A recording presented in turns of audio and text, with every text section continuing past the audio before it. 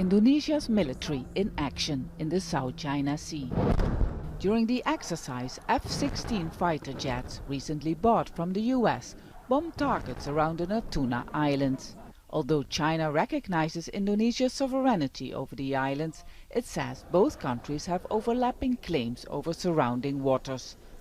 President Joko Widodo is sending a clear message to China. This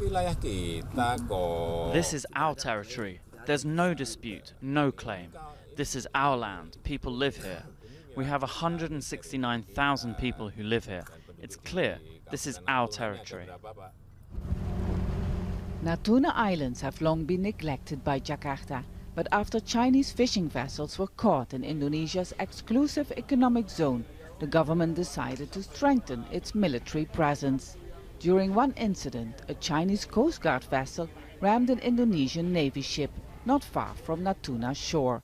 China says it has every right to fish in what it calls its traditional fishing grounds, but the arbitration court in The Hague has ruled against those claims.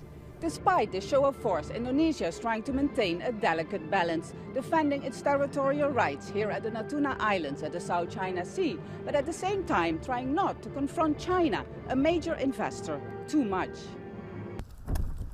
Indonesia depends on money from China for its much-needed infrastructure development. Economic interests that have divided ASEAN, the Association of Southeast Asian Nations, on how to solve the South China Sea dispute. Both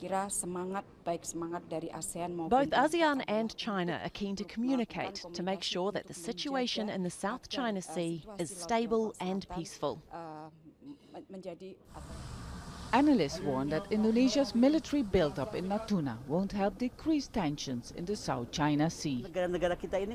Our countries are still developing. It's impossible for us to balance China's military power. What we should focus on is strengthening the unity and political power of ASEAN. Indonesia plans to build air, naval and army bases on Natuna in the next 2 years.